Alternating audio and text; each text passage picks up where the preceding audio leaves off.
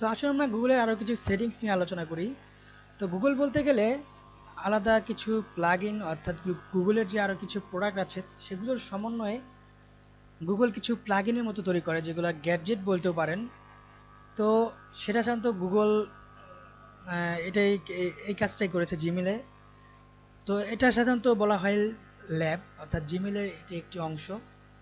তো দেখুন যে আমি আমার যে এই যে চ্যাট অপশনটি আছে এটি আমার ডান সাইডে আমি সেট করেছি। তো ইচ্ছা করলে এটি আপনিও পারবেন। তো এটা আমি সাধারণত ল্যাবের মাধ্যমে করেছি। তো এখানে ল্যাবের আরও কিছু সেটিংস আছে যেগুলো আপনারা দেখতে পারবেন। তো এর জন্য আপনাকে যা করতে হবে, সেটিংসে যেতে হবে।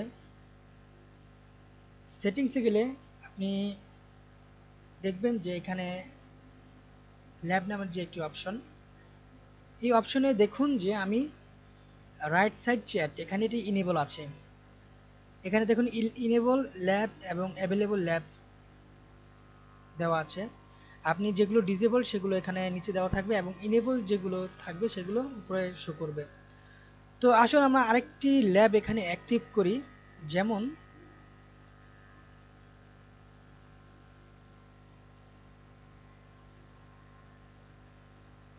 যেমন দেখুন এখানে আনরিড মেসেজ আইকন।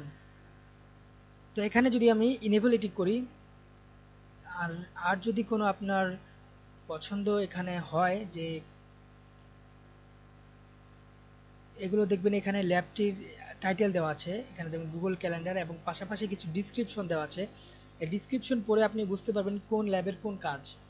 যেমন আমার এই ল্যাবটি এখন পছন্দ হয়েছে, এটা আমি ইনেবল করছি। ইনেবল করে সেভ চেঞ্জে ক্লিক করছি। সেভ চেঞ্জে ক্লিক করলে এটি একটি রিলোড নেবে, তাহলে আপনার পুরো জিমেলের যে অ্যাকাউন্টটি আছে এটি একটি রিলোড নেবে। রিলোড নেওয়ার পর এটি আপনাকে শো করবে। তো এখানে দেখুন যে আমার যে আনরিড মেসেজগুলো আছে ঠিক আমার ট্যাবের উপরে এখানে দেখুন যে 100+ আনরিড মেসেজ এখানে আছে। এবং যে আমরা দেখেছিলাম যে হ্যাংআউট যে অপশনটি এটিও এখানে আছে। তো যদি আপনি এটি আবার ডিসেবল করতে চান তাহলে অবশ্যই আপনাকে সেটিংসে যেতে হবে।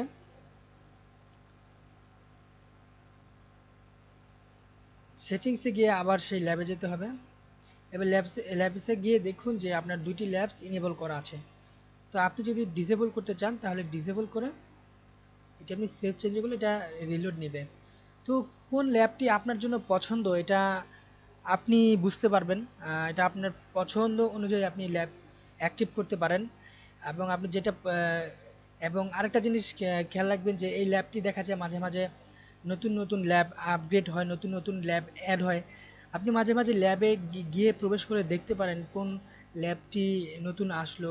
তো সেটিংসটি এখানে বারবার যদি আপনি প্রবেশ করলেই বুঝতে পারবেন যে ল্যাবের সিচুয়েশন কী। তো এভাবেই আপনি গুগল থেকে আপনি ল্যাব ইউজ করে আপনার কাঙ্ক্ষিত ফলাফল বের করতে পারবেন।